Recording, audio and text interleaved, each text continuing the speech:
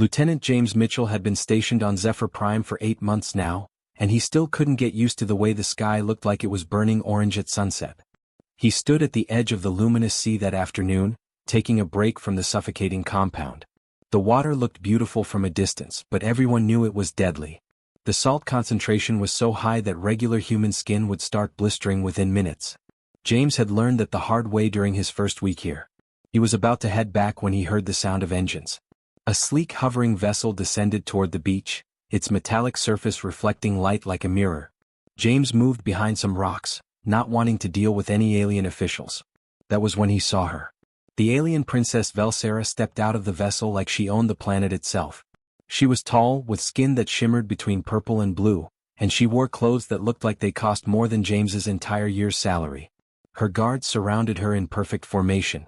She was talking to someone on a communication device, barely acknowledging the world around her. She seemed bored, like she was doing everyone a favor just by existing. Then James noticed the creature. Behind the vessel, something golden was struggling in the toxic water. It was massive, easily the size of a small car, with a mane that rippled like fire. James recognized it immediately, a Valerian. He'd seen pictures in the military briefings. Rare alien beasts, incredibly intelligent, often kept as pets by the wealthy elite. This one was thrashing, its head going under the water and coming back up, its massive paws flailing desperately. James's stomach dropped.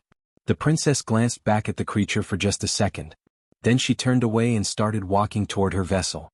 Her guards moved with her, completely ignoring the drowning animal. James couldn't believe what he was seeing. Was she just leaving it there? Was she seriously going to let it die? Wait. James called out without thinking. The creature. It's drowning. Velsera didn't even pause. One of her guards turned to James and said something in their alien language. It wasn't hostile, just dismissive. The princess was already entering her vessel. She didn't care. The Valerian had probably gotten too old, or maybe it had done something to displease her. Whatever the reason, it was being left to die. James felt something burn inside his chest. Rules. Protocol. Chain of command. None of it mattered in that moment. Protocol be damned, he muttered, and then he was running. He didn't think about what would happen if he got caught. He didn't think about the military tribunal or the paperwork or the fact that alien creatures were technically not his responsibility. He just moved his legs faster than they'd ever moved before. James hit the sand running and didn't stop. The princess's vessel was already lifting off the ground, its engines creating a wind that nearly knocked him over. He ignored it and kept sprinting toward the shore. His military boots splashed into the water. The Valerian saw him coming. Its eyes, deep gold with intelligent pupils, locked onto his. There was a moment of recognition, like the beast understood that this human was there to help. It thrashed toward James, trying to move through the water, its movements getting weaker. "Come on, big guy," James gasped, reaching out as the toxic water burned his exposed skin. It felt like 1,000 needles stabbing into his arms. "Come on." The Valerian was close now. James grabbed its mane with both hands. It was softer than he expected, almost silky, and it smelled like something he couldn't quite identify, something wild and ancient. The creature was heavy, so incredibly heavy, and the water was dragging at both of them. James pulled with every bit of strength he had. His muscles screamed.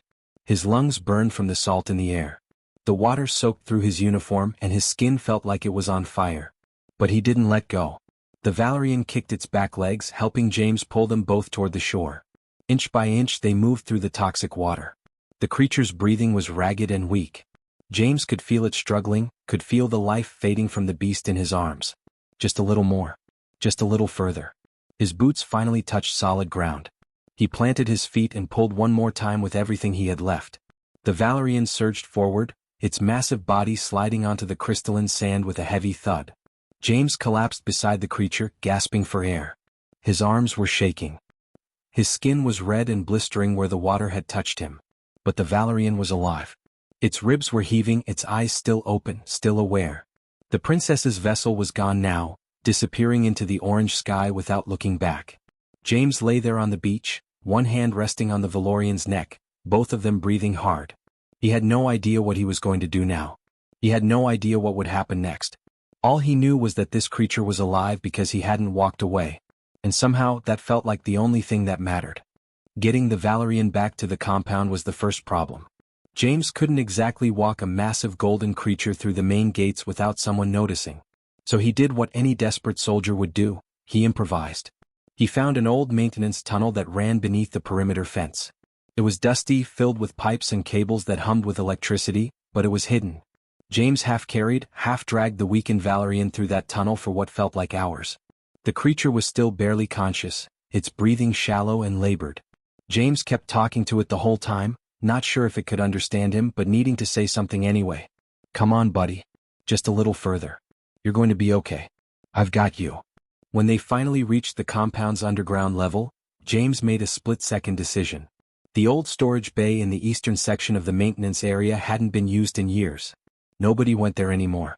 The military had moved most of their supplies to the new facility on the other side of the base. It was perfect. James got the Valerian into the storage bay and finally stopped to catch his breath. The creature collapsed onto the cold metal floor, its sides heaving. It looked bad. Really bad. The toxic water had done damage. Patches of its golden coat were burned and raw, and there was a gash along its left side that was still bleeding slowly.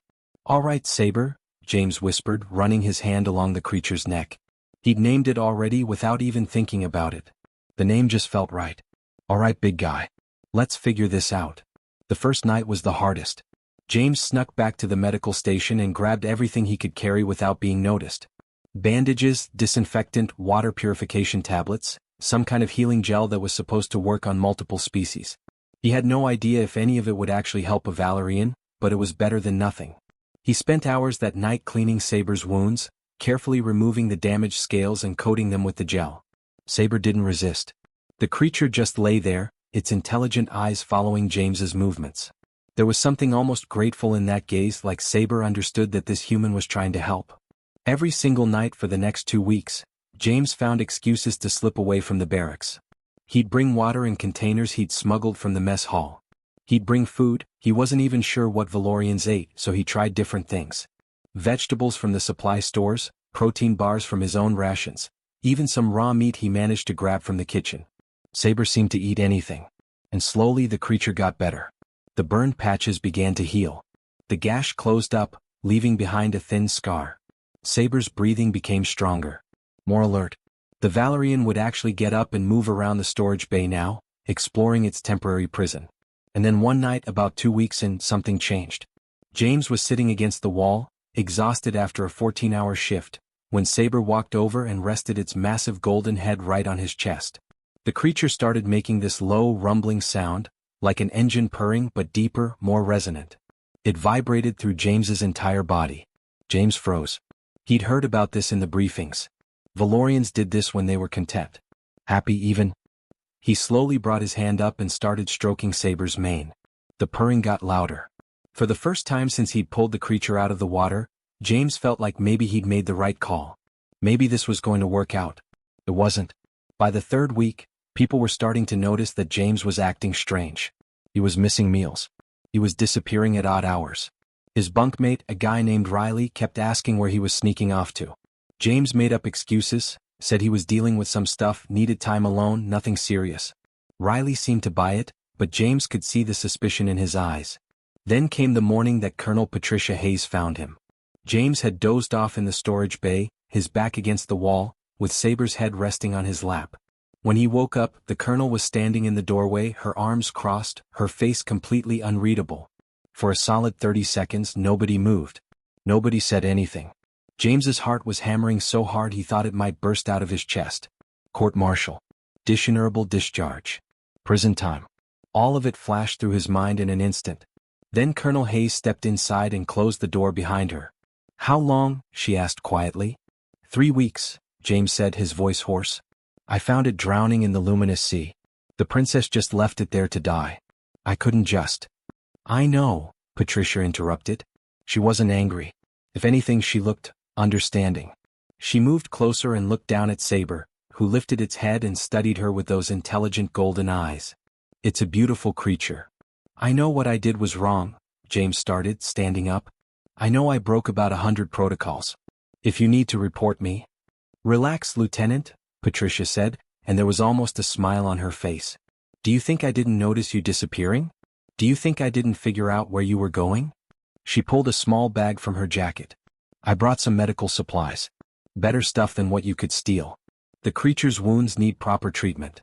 James stared at her, completely stunned.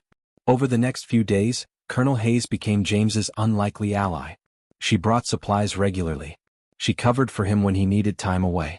She never said much about it, just showed up with what they needed and left. But her silence was its own kind of support. Unfortunately, not everyone on the base was as understanding. Word spread through the barracks like wildfire. Whispers in the mess hall. Knowing looks from other soldiers. People started figuring out that James had something hidden in the old storage bay. Some of the guys thought it was funny. Others were genuinely concerned that he'd lost it. But the real problem came when the news reached the princess's family. Official complaints started arriving. Diplomatic cables. Demands for the return of stolen property. The military command started asking questions. They wanted to know what was really going on.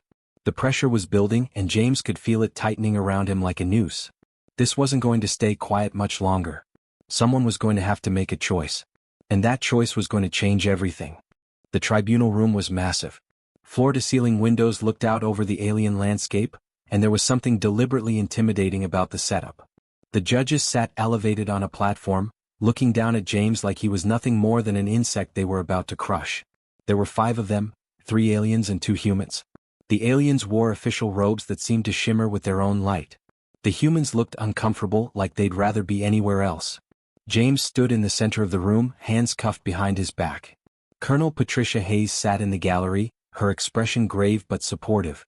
A few other soldiers had shown up too, scattered throughout the benches. But most of the base had steered clear. Nobody wanted to be associated with a man about to go down in flames. The prosecutor was a tall alien with scales that reflected purple in the light. His name was something James couldn't quite pronounce, so he'd just been calling him the prosecutor in his head. The guy was ruthless and he'd been preparing this case for days.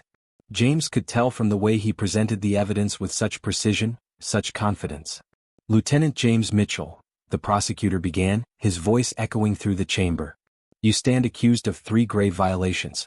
First, theft of property belonging to the royal house of Karath. Second, breach of diplomatic protocol by interfering with official alien operations on this planet. Third, endangerment of military operations by harboring an unknown creature within the compound. He paused for effect. The evidence is overwhelming. We have witnesses who saw you retrieve the creature from the luminous sea. We have records showing you stole medical supplies from the base. We have testimonies from soldiers who saw you entering the old storage bay night after night. And most damning of all, we have the creature itself, stolen royal property worth more than this entire military outpost. The princess's representative stood up. She was a cold-looking woman with an expression like she'd never smiled in her life. Her voice dripped with contempt. The creature was rightfully abandoned, she said flatly. Under Zephyrian law, property that is discarded is no longer the concern of its former owner. However, Lieutenant Mitchell's theft of this property, and his deliberate interference with a member of the royal house, constitutes a capital crime. We demand his execution. The word hung in the air like a blade. Execution. James had known this was coming. He'd had weeks to prepare himself for it. But hearing it said out loud in an official tribunal made it suddenly very real. Very final. He looked at the judges, watching their faces to see if any of them felt anything. They didn't. They just looked tired and bureaucratic and absolutely certain that they were doing the right thing. That was when James decided to speak. Permission to address the tribunal, he said, his voice cutting through the silence. The head judge, a human named Senator Marcus Webb, nodded slowly. You may speak, Lieutenant. James took a breath. He'd thought about what he was going to say. He'd practiced it in the storage bay with Saber, standing alone in the darkness. But now that the moment was here, all those practiced words seemed small and pointless. So he just spoke from his heart instead. You're right, he started. I did all the things I'm accused of. I stole supplies. I broke protocol. I hid a creature in the compound. I'm guilty of all of it, and I'm not going to stand here and tell you otherwise. But I want you to understand why. He stepped forward and the guards didn't stop him. I come from Earth. Most of you have probably never been there. It's a small planet, nothing special, nothing advanced. We don't have the technology that you have. We're not as civilized as you think you are. But we have one thing that I think matters more than all the technology in the galaxy. We know what it means to choose compassion. We know what it means to look at something suffering and decide that it's worth the cost to help it. The prosecutor started to object, but the head judge waved him silent. The princess left that creature to die because it was no longer fashionable, James continued, his voice getting stronger. Because it had become inconvenient. And that's your right, I guess. That's the law. But that doesn't make it civilized. That makes it cruel. It makes it barbaric. And I couldn't stand by and watch it happen. He looked directly at the alien judges. You keep talking about being advanced, about having evolved beyond the primitive species of the galaxy. But evolution isn't just about technology. It's about what you choose to do with your power. It's about whether you use it to create or to destroy. The princess used her power to abandon an innocent creature. I used mine to save it. And if that's a crime worthy of execution, then I'm guilty. I'm guilty and I'm not sorry. The room was completely silent. Your Honor, the prosecutor began, this is irrelevant. Hold on, one of the alien judges interrupted. She was older than the others, with scales that had turned silver with age. I want to hear from the creature. There was confusion in the courtroom. What did the creature have to do with this? But the judge was already signaling to the guards. They brought Saber in from the holding area where he'd been kept for the past 3 days. The Valerian was magnificent. James hadn't realized how much the creature had recovered until he saw him in the light of the tribunal chamber. Saber's coat was shining again, healthy and vibrant. His eyes were sharp and alert. He was strong. The guards tried to lead Saber toward the princess's representative, as if the creature would naturally go to its former owner. It was the logical thing to do. The creature was the princess's property. It should return to her. But Saber didn't move that direction. Instead, the Valerian walked directly toward James. The guards tried to pull him back, but Saber was too powerful. He simply walked where he wanted to go. The creature came straight to James, and then he did something that made the entire tribunal sit up and take notice. Saber placed his massive head against James's chest, right over his heart. And then the creature started making that low, rumbling, purring sound. The judges exchanged glances. The prosecutor's face had gone pale. The princess's representative was standing now, shocked and angry, but she didn't say anything. Because everyone understood what was happening. A sentient being, an intelligent creature, had made a choice. He wasn't choosing nobility. He wasn't choosing power or status or the comforts of palace life. He was choosing the human who had saved him. He was choosing loyalty. He was choosing love. The silver-scaled judge stood up slowly. This tribunal recognizes that the creature in question is not property, she announced. It is a sentient being capable of conscious choice. And that being has chosen to stand with the human, Lieutenant James Mitchell. That is not theft. That is not a crime. That is justice. The news spread faster than anyone could have predicted. Within hours, the tribunal's decision was being broadcast across every communication channel in the sector. By the next morning, it had reached 3 different star systems. The story was too powerful to ignore. A human soldier who defied orders to save an innocent creature. An alien beast who chose compassion over comfort. A tribunal that recognized the value of a life beyond ownership and status. People couldn't get enough of it. On Zephyr Prime, the reaction was immediate and intense. The streets filled with protesters within the first day. They weren't angry at James, they were angry at their own system. Signs appeared in the capital city demanding new animal protection laws. Groups that had existed quietly for years suddenly had a voice, a rallying point. The story of Saber and James became a symbol for something bigger than just one creature's freedom. It became a symbol for questioning everything their society believed about power and privilege. The princess's family tried to downplay it at first. They released official statements saying the creature was dangerous, that it had attacked the princess's guards, that James was a manipulative human who had used lies and deception. But nobody believed them. The tribunal's decision was final, and more importantly, it was public. Too many people had seen it. Too many people had heard Saber's choice echoing through the broadcast feeds. Within a week, the princess herself had disappeared from public life. Reports said she'd retreated to the family estate, unable to face the scrutiny and ridicule that came with her name. Her father, the Duke, was forced to issue a formal apology, not because he actually felt sorry but because the political pressure was too much to resist. The entire House of Karath was in damage control mode, and there was nothing they could do to stop the tide that James and Saber had started. But Zephyr Prime was just the beginning. Other worlds in the Confederation started asking themselves hard questions. If humans could demonstrate this kind of compassion, what did that say about species that had dismissed humans as primitive? If a creature like Saber could make such a deliberate choice about his own future, how many other animals had been exploited and enslaved simply because nobody had bothered to ask whether they were actually sentient? News networks across the galaxy ran investigative reports. They uncovered stories of creatures being kept in terrible conditions on wealthy worlds. They found examples of intelligent beings being used as labor without any legal protections. They revealed cases of deliberate cruelty that had been accepted as normal for generations. And in every single case, the story of James and Saber was brought up as a comparison. This is what should happen, people said. This is what compassion looks like. Governments started commissioning studies. Scientists began doing research on species that had previously been considered just animals. New regulations were drafted. Committees were formed. The Alien Confederation, which had been operating under the same basic laws and social structures for hundreds of years, was suddenly being forced to evolve. And James became famous. The offers started pouring in almost immediately after the tribunal decision. The government of Zephyr Prime wanted him to lead a new department of interspecies relations. A private research organization offered him a position studying animal cognition with unlimited funding. An intergalactic news network wanted him to do interviews and speaking tours. Environmental groups wanted him to be their spokesperson. Religious organizations wanted to claim him as a prophet of some kind. It was overwhelming. James turned down almost all of it. He didn't want to be a celebrity. He didn't want his face on broadcasts or his words in history books. He just wanted to exist, to live his life, to be with Saber. But there was one offer he couldn't refuse. Dr. Catherine Morrison was the director of the Confederation's new Interspecies Relations Commission. She was a human woman, one of the few humans who held real power in the alien government. She came to find James about 3 weeks after the tribunal, and she brought a proposal that actually made sense. "We need someone to help bridge the gap between worlds," she said, sitting across from him in the base's cafeteria. She was direct, no-nonsense, the kind of person who got things done. "We need someone who understands both humans and aliens. Someone who can teach our species what you've already demonstrated with Saber." "I'm not a teacher," James said. "I just did what felt right." "Exactly," Catherine replied. "That's exactly why we need you. We don't need someone spouting theories about interspecies ethics.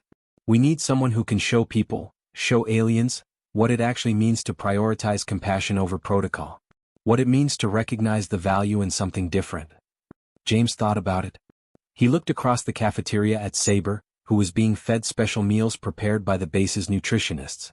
The Valerian was surrounded by a small group of soldiers who'd come to love the creature. They were petting him, talking to him, treating him like family instead of property. That was what mattered. That was the real change. "I'll do it," James said finally. "But I have one condition." "What's that?" "Saber comes with me. Everywhere. This isn't about me or you or any government. This is about what he represents. People need to see him. They need to understand that compassion isn't weakness." Catherine smiled. "I wouldn't expect anything less." The transition happened quickly. James was officially discharged from the military and brought on as the Interspecies Relations Officer. His job was to travel between worlds, to work with different species, to help establish new protocols and laws that treated all sentient beings with basic respect and dignity. It was ambitious. It was probably impossible. But it was necessary. And everywhere James and Saber went, things changed. They visited Zephyr Prime's capital city, and the crowds that came to see them was so massive that the government had to set up special viewing areas. They went to 3 other alien worlds and watched as the locals recognized what Saber represented. A being who had been treated as property and had chosen freedom and loyalty instead. They attended conferences where policymakers debated new animal protection laws, and James would stand with Saber beside him, a living testament to what compassion could accomplish. The Valerian became the most recognized symbol of the movement.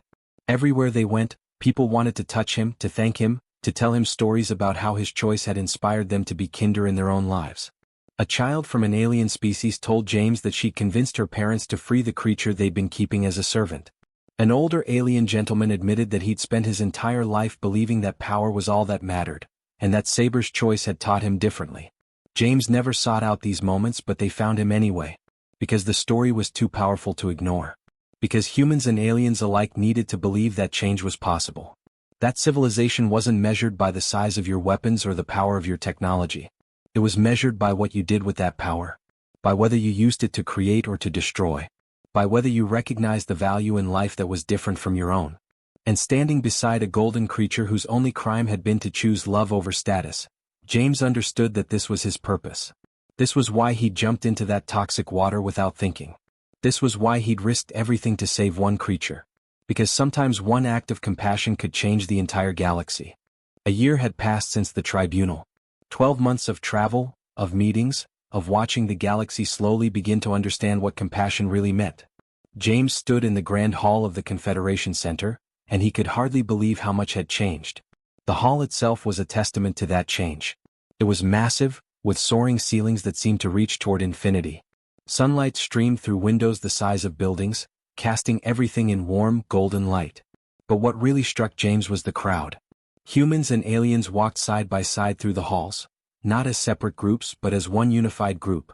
Many of them had rescued creatures with them. A small reptilian being perched on a woman's shoulder.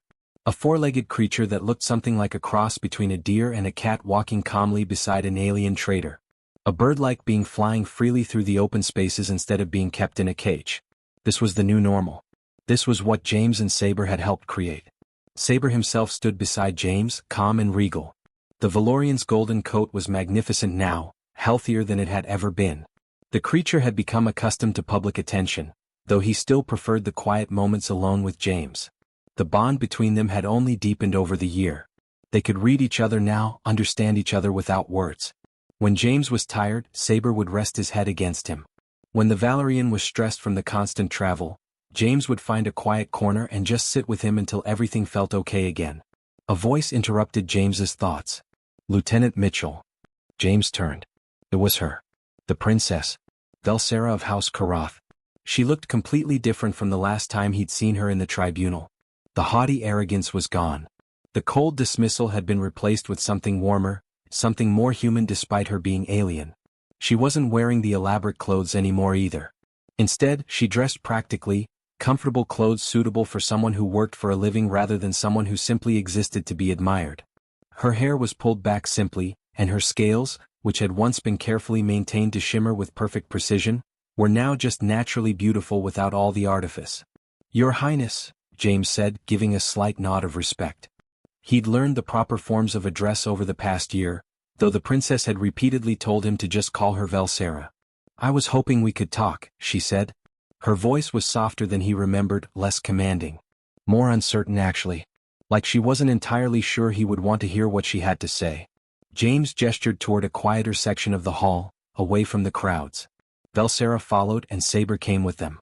The princess didn't object. She actually seemed to welcome the Valorian's presence. As they walked, James noticed the way people reacted to seeing them together. The princess and the human and the rescued creature, all moving as a unit. Conversations would stop. People would stare. But the stares weren't hostile anymore. They were full of curiosity and something that looked like hope. When they reached a more private area overlooking the luminous sea, Velsera took a deep breath. I owe you an apology, she started. I know I've said it before, but I don't think I've ever really meant it like I do right now. What I did, leaving Saber in the water, it wasn't just cruel. It was monstrous. I was raised to believe that creatures were objects, possessions, things to be used and discarded. I never questioned it. I never thought about it. I just accepted that this was how things were. She paused, looking out at the sea. The same water that had almost killed Saber was now peaceful, gentle in the afternoon light. But watching you save him, Velsera continued, watching what happened at the tribunal, seeing how Saber chose you, it broke something open inside me. It made me realize how much I'd been trained not to see. How much I'd been taught not to feel. James didn't say anything. He just listened. I've spent this past year trying to become someone different, Velsera said. And I know that probably doesn't mean much to you. I know my apology doesn't erase what I did. But I wanted to ask you something. I wanted to propose something. She turned to face James directly. I want to build sanctuaries, she said. Across all the allied worlds. Places where abandoned creatures can go to recover, to heal, to learn about their own worth. Places run by humans and aliens working together. We have the resources, my family's wealth, the government's backing. What we need is someone who understands what this actually means. Someone who can lead it with compassion instead of just checking boxes on a bureaucratic form. Saber had moved closer to Velsera. The Valorian was studying the princess with those intelligent golden eyes. James watched the creature carefully, seeing how Saber's body language was calm, accepting. The beast had no reason to forgive her. He'd suffered at her hands. But somehow, Saber seemed to understand that Velsera had genuinely changed. If Saber could forgive, maybe James could too. I'll help, James said simply. but we do this together. You, me, Saber, and everyone else who believes that all life has value. This can't be something imposed from the top down. It has to come from people choosing to be better. Velsera's eyes filled with tears, actual tears running down her face. She looked relieved, like she'd been carrying a weight she could finally put down. "Thank you," she whispered. Behind them, the luminous sea reflected the setting sun. The water that had once been a place of cruelty and abandonment was now becoming a symbol of something else entirely. Redemption. Second chances. The possibility of change. Over the next months, the first sanctuary was built on the shores of that same sea. Creatures from across multiple worlds came to recover, to heal, to find their way to freedom. Humans and aliens worked side by side, learning from each other, challenging their own assumptions about what was possible when compassion was the guiding principle. The sanctuary spread to other worlds. What started as one location grew into a network, a movement that became impossible to ignore. News networks covered each new opening. Young people from both species volunteered to work there. Political leaders began citing the sanctuaries as proof that genuine change was possible, that cooperation between species wasn't just a dream, it was reality.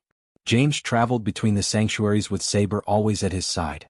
They would visit rescued creatures, help them adjust to their new freedom, and tell their story over and over. The story of how one human decided to defy protocol. How one creature decided to choose loyalty and love. How an entire galaxy decided to question what it had always believed about power and compassion. Velsera worked alongside them. The princess became known as someone who had genuinely transformed, who had turned her family's resources and power toward helping others instead of exploiting them. She and James developed a partnership, not as romantic partners, but as colleagues united by a shared purpose. They argued sometimes, disagreed on approaches, but they always came back to the same fundamental belief, that every life mattered, and that civilization could be measured by how you treated those who couldn't fight back. One evening, a year and a half after the tribunal, James sat on a beach overlooking the luminous sea.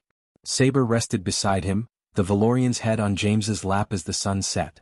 Velsera joined them, sitting nearby in comfortable silence. They didn't need to talk. The work spoke for itself. In the distance, they could see the sanctuary lit up against the darkening sky. Creatures of 100 different species moved freely within its boundaries. Humans and aliens worked together to care for them. And in that moment, James understood that this was what it all meant. Not victory. Not triumph. Not conquest. Just the slow, steady work of choosing kindness. Of recognizing that compassion wasn't weakness. Of understanding that the most powerful thing in the universe was the decision to help someone else, even when it cost you everything. The galaxy had learned what Saber had always known. That loyalty, love, and genuine connection mattered more than status, power, or wealth. That sometimes the most revolutionary act was simply to choose to be kind. And as the stars began to appear in the darkening sky, James felt at peace. He'd come to an alien world as a soldier. He was leaving it as something more important, a bridge between worlds. A living proof that change was possible. All it took was one act of compassion to start a revolution. All it took was one creature choosing love to transform an entire civilization. All it took was James and Saber to show the galaxy what it could become.